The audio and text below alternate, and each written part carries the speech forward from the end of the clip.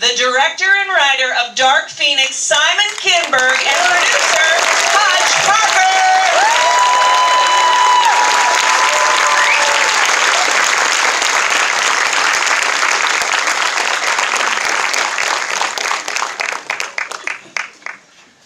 Okay, so we wanted to warm these nice people up. Okay.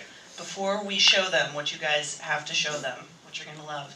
And so let's jump in kind of right at the beginning of all of this, because as an X-Men fan, I've been teased before. Okay?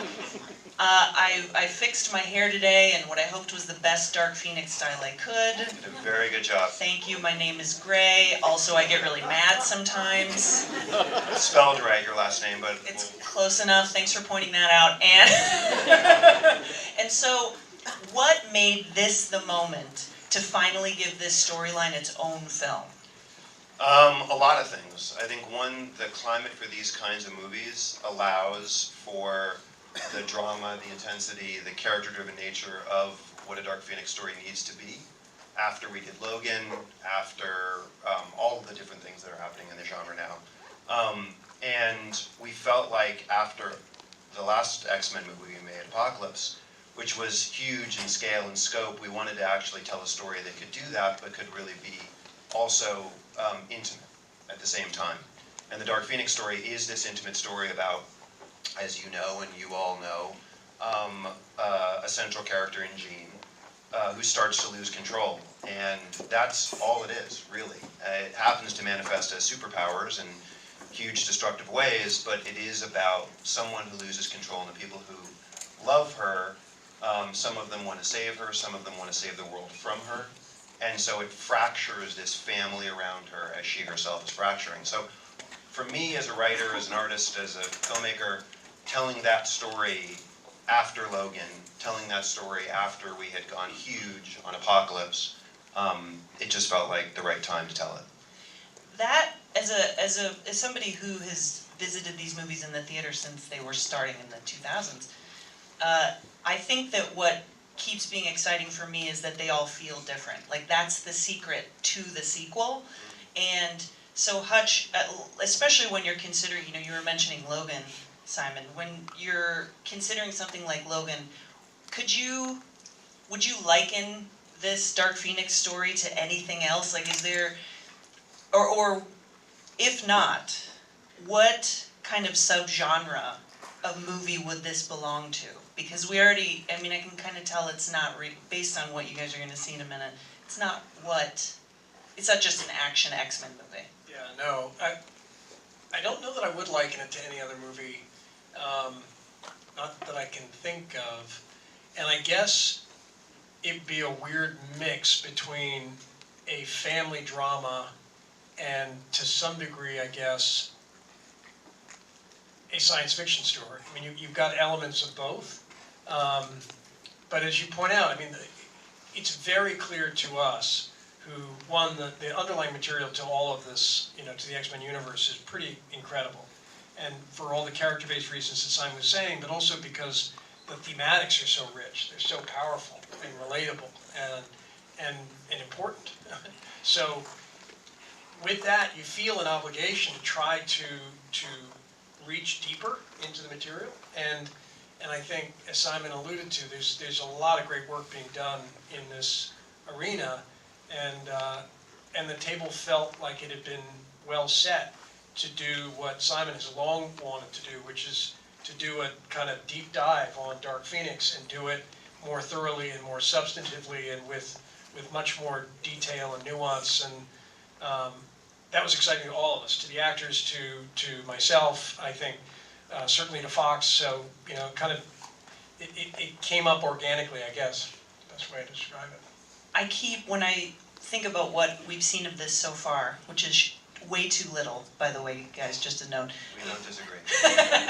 I always go back to Logan because it's so personal, because, my husband was crying. Do not tell him that I told you that. But it's such an emotional story. So when you were working with the studio, did doing the huge Apocalypse movie pave the way for this? They were like, yeah, man, you can make this one like more of a family drama. They're very trusting of us in general because we've made so many of these movies now. So they like when we zig after we've zagged on these films. And I think Logan helped pave the way, actually. And the other part of this film, and you'll see some of it in what we're going to show you, is that what Marvel Studios has done in terms of making these movies extraterrestrial, taking them into space with Guardians, with Thor Ragnarok, with the Avengers movies, allowed for us to tell the Dark Phoenix story not just in the dramatic, grounded, emotional ways that we're talking about, that Logan does, but to also go to outer space, to also have alien characters. And I think that's why when you asked Hutch what the genre is, it's tough to pinpoint what it is, because it is a combination of something like Logan that is a drama, I mean a Western, but really a drama, and something that is larger and more cosmic, for lack of a better description. It is truly science fiction. Jessica Chastain plays an alien character in the movie, and there are scenes in outer space, and you couldn't have had that in Logan. You couldn't have had an X-Jet in Logan. Nobody wears uniforms in Logan. So it is a larger canvas than something like Logan, but in its intention, it has that kind of intensity and that kind of emotionality, and I hope that it makes your husband cry. Would you like to set up what you brought for everybody today? Sure. Perfect segue. Okay. My husband crying. I don't know if this part will make your husband cry, because it's early in the movie. You guys are the first to see actual continuous footage from this film. We're going to show you about, I think, 13, 14 minutes.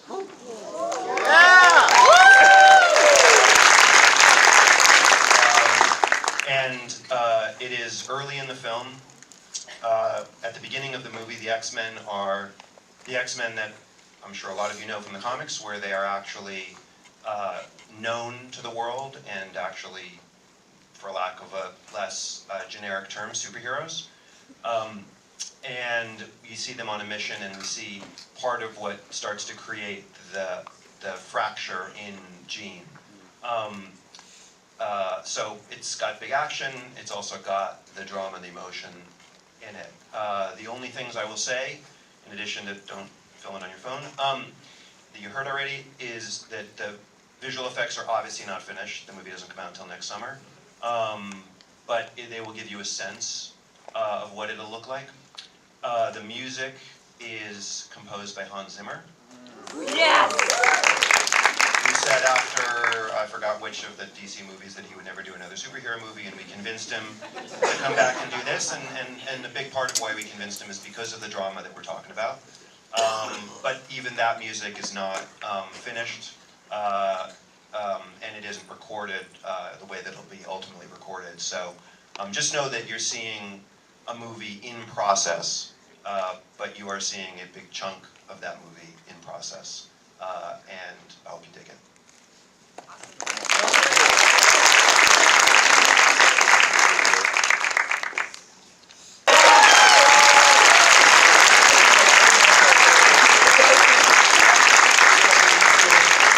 It's a good thing the mic wasn't on in that moment, because all I said was, ooh! What a great note to end on. You might have noticed we have 2 empty chairs here at the end. So guys, come on back up, and everybody welcome Sophie Turner and Ty Sheridan!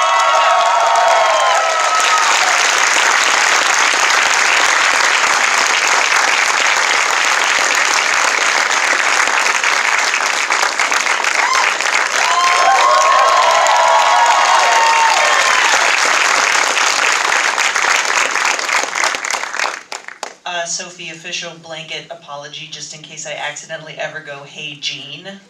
That's okay. Yeah. But at what point were you told that this is going to be Dark Phoenix, therefore centering on your character, finally? The finally was from the fans. I was speaking for us. I was told about 6 months before we started shooting the movie.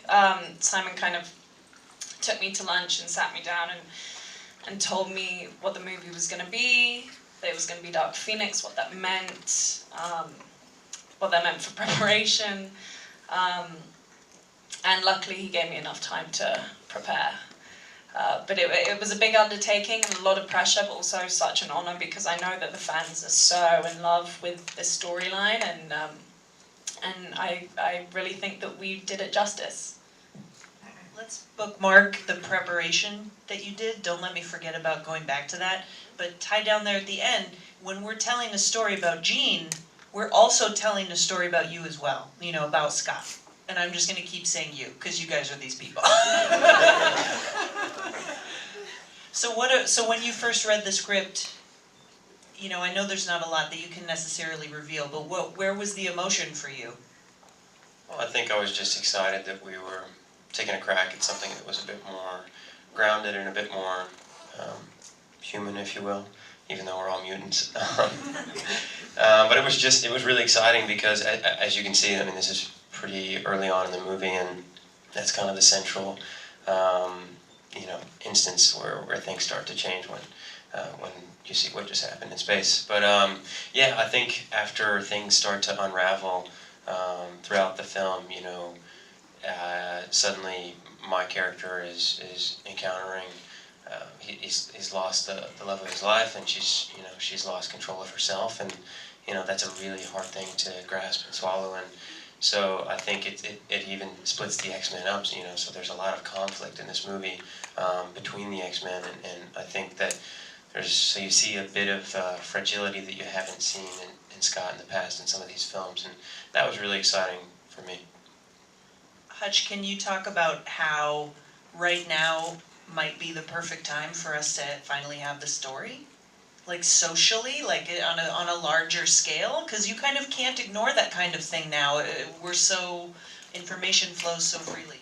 Yeah, I think that's part of what makes these movies so resonant in general, specifically the X-Men movies, is because they deal so directly with alienation and prejudice and issues that certainly seem inescapable in the news these days. And it's no accident, I think, that Simon wanted to tell this story and has empowered the female characters in this story in the ways that he has, which is not, it's not to say politically, it's just a natural cultural instinct. And that's part of what I'll say it as a producer, is that you look for in your filmmakers are people who can see in the underlying material the possibilities to both create relatable circumstances as human beings, but also create relatable metaphors for what's happening in the culture. And this story is uniquely powerful in that regard, and I would say that the choice Simon made in terms of how he's told this story is perhaps even more so. Yeah, and I mean, that's what good sci-fi does. It reflects your real world and helps you understand more about it through a story that might be a little more palatable, perhaps. Oh, well, can't wait. And finally, you're directing. Yes. Let's talk about that. You're like, yes! Yes. It was great fun. And, you know, I've been writing and producing for many, many years now. And I've worked with lots of different kinds of filmmakers, not just in the X-Men movies, but they've spanned from filmmakers that needed an immense amount of help, and so I got to sort of... Ooh, which ones? Tell us everything. Much of it is on record already, so you just Google it. Not now, because you don't have your phone. No, but so I've got to sort of practice direct on some big feature movies with directors who, let's say, were very collaborative. And then I've also got to just sit back and watch people like Ridley Scott and Ken Branagh, and Guy Ritchie and Matthew Vaughn and lots of great filmmakers who treated me like a partner, and at the very least allowed me to be present for the process.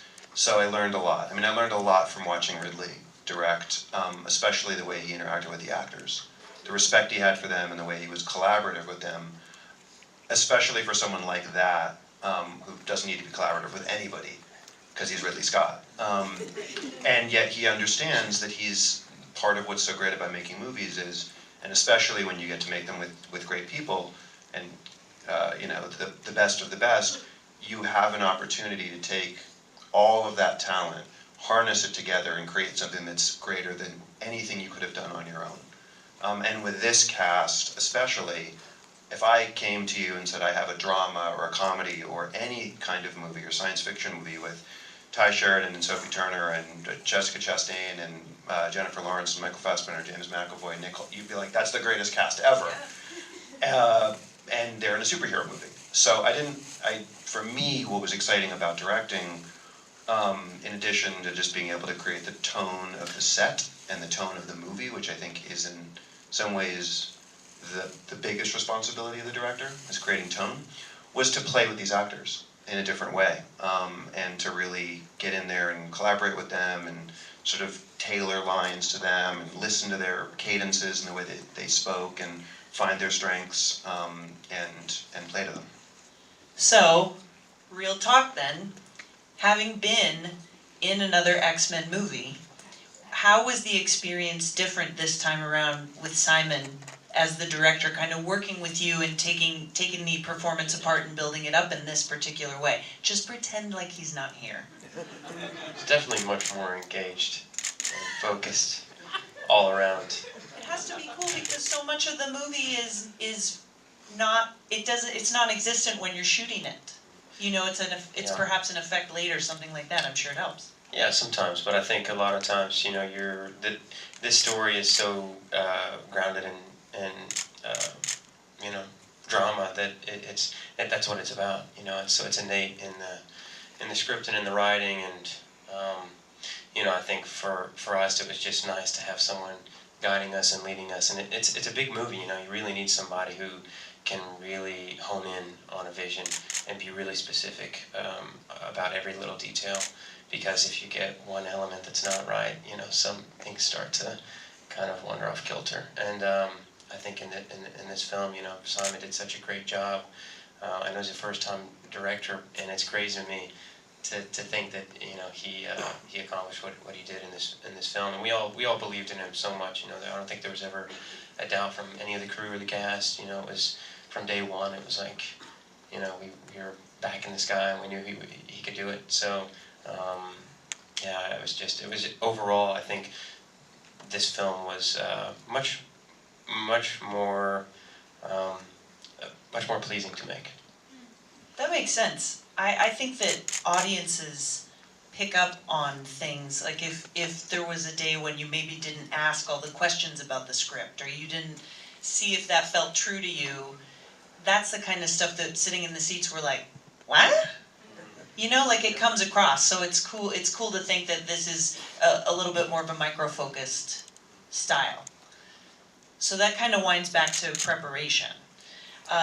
In seeing this clip again, one of the things that fascinates me as a non-actor is that, like I just said, a lot of this stuff doesn't exist yet when you're doing it, and so you're really doing a lot of heavy lifting in the acting department. So can you talk, Sophie, about how you prepared for this? And I'm talking even nitty gritty, this is the kind of stuff that I'm speaking for all of us again, I want to know. It's you're, oh, now cosmic rays are flowing through your body. It's what? Yeah, I prepared with a lot of cosmic rays. A lot of microwave on a lot. Yeah, I used to stand by the microwave and just let them flow into me, feel the power.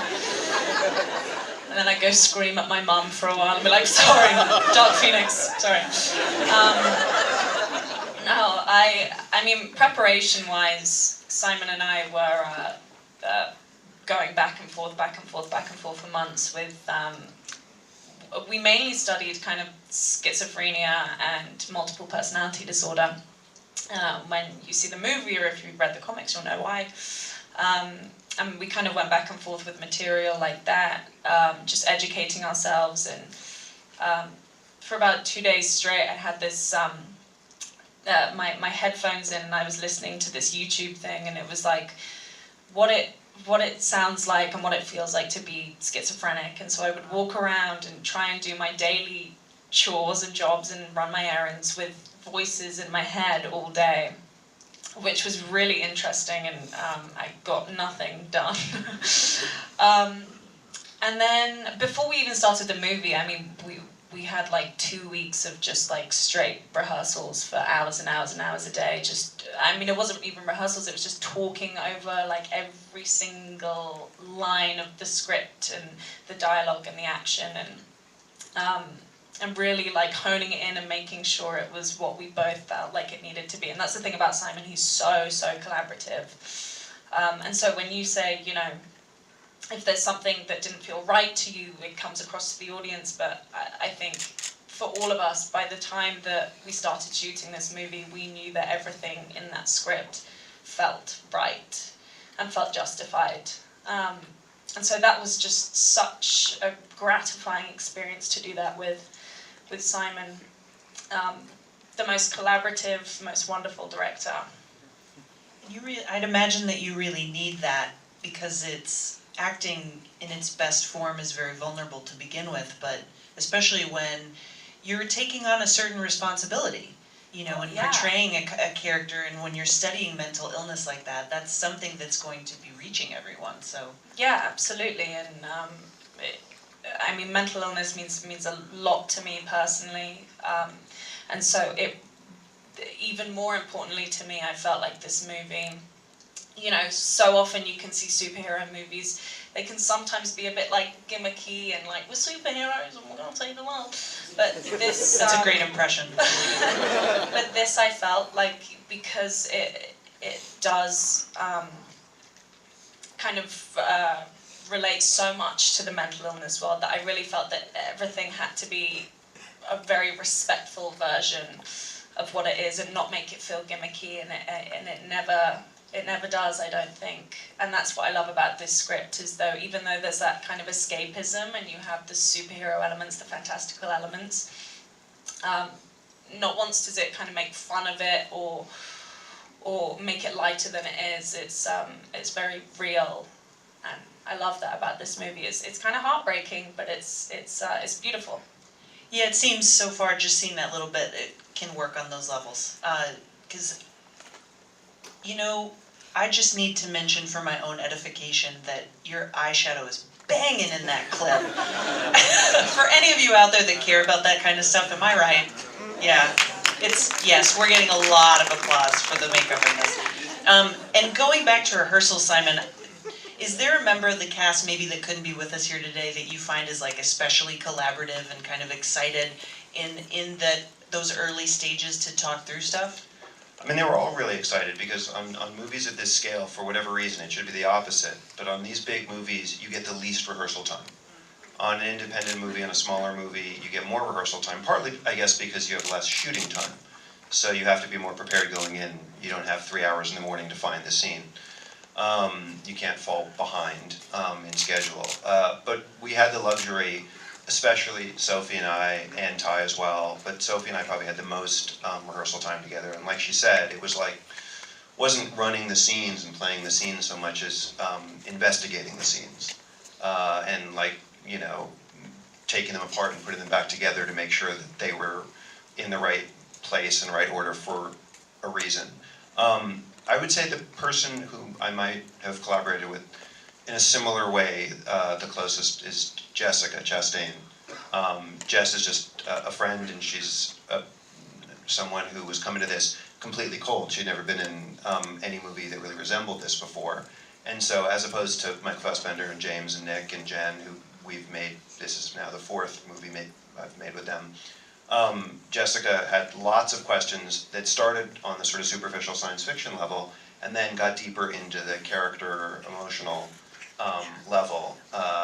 And she had a lot of thoughts, and we crafted the look together, and her voicing, and even the way that we sort of approached her character, because she's many things in this movie in terms of the sort of roles her character plays, but she is in ultimately the villain of the film. And we talked about how to find a voice for a villain that was unique, and not like, you know, mustache twirly, because that's not something that Jessica would be attracted to as a great actress. And she came up with this sort of metaphor of like, it's not a fun metaphor, so I warn you in advance, and this might make your husband cry too, but is of the veterinarian who has to give the news that your dog needs to be put down. And in this case, it's more than the dog that needs to be put down, from her point of view. But that kind of weird, calm, eerie, terrifying voicing was just really different and way scarier than her being shrill or being demonstrative or aggressive. And once she sort of found her way into that, it was like the character locked in. Yeah. That's the kind of voice that I get when there's been like a horrible accident and I turn into a robot all of a sudden, and I'm like, where did that come from? Ooh, that's great. That's one of the fantastic things about superhero movies these days, is just that they're fantastic actors in these movies. It's like, you're getting, like, can you talk about getting Jessica Chastain in this new film? Because, having all these folks in the film, and, people who couldn't be here today, like Fassbender and James McAvoy, it's like, these are legit casts. Powerhouse cast. And actually, Simon never really thought of anybody else for that role, and wrote it for her. Had no idea whether she'd really be open to it, but it was one of those moments, and as a producer it makes you nervous, because if it doesn't pan out, it's inevitably a much more disappointing moment. That's like naming your movie Being John Malkovich, and you haven't asked Malkovich yet. Yeah, exactly right? So, but he did a really great job on the script, as everybody said, and knew the movie and the ambition of the movie so well. I think was able to communicate all of that to Jessica in the language that made sense to her. So not that she was necessarily opposed to these movies, but I think the threshold she maintains for what it is she's interested in as an actress is extraordinarily high. And I'd say that's true of all the cast, but Jessica is, I believe, if not, in the top 3 actresses working today, maybe high. I mean, she's just an extraordinary actress. So the bar was high, and it required Simon, kind of show the goods as a first timer. That's challenging, but he did. Yeah, I look at these casts and I'm like, to grab you guys again, and to grab somebody, all these other cast members, these movies have to be intriguing on a different level. So we've reached just about the end of our time today, and before we go, I would like for each of you to choose an X-Men that you would like to be, that is not you. Okay, so who have you always related to, or whose power is awesome? Pick and give an explanation, and then we will allow everybody to pull out their phones after that. Do you want me to go first, so you have time to think of it? Sure, it's an easy one for me. Magneto. Nice. 1, he was my favorite character growing up. 2, he's just a badass. 3, he's Jewish. And we don't have a lot of representation in comic books. So, and he's just a complex, fascinating guy whose philosophy makes a lot of sense, but whose actions maybe don't. And that's an interesting dichotomy. But mostly because he's a badass Jew.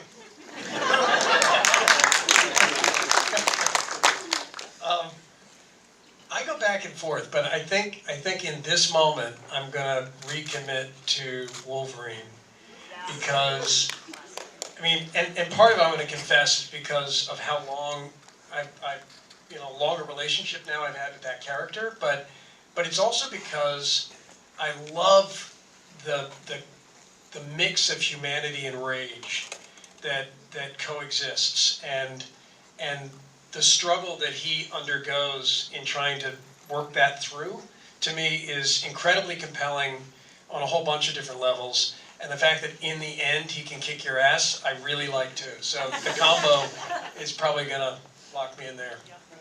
We bought you as much time as we can. It still wasn't enough. I also like to think I'm just as ripped as Wolverine, but I don't know, this is something that Hutch said earlier in another interview, which I thought was really interesting, kind of going back and forth between Professor X and Magneto. in the way that they're kind of a bit like MLK and Malcolm X, I feel like I kind of go back and forth between them, striving to do the right thing, but doing it in vastly different ways and can't quite decide, and feel like I'm either one or the other. So I don't really know. Maybe I'm just like Jean, actually. I'm probably just a bit unhinged. And to also point out, Wolverine could not handle close proximity to a microwave, the adamantium, I'm pretty sure, like, pretty positive. Okay, Ty, wrap it up for us. We'll do it quickly. Jean Grey. She's just got it going on.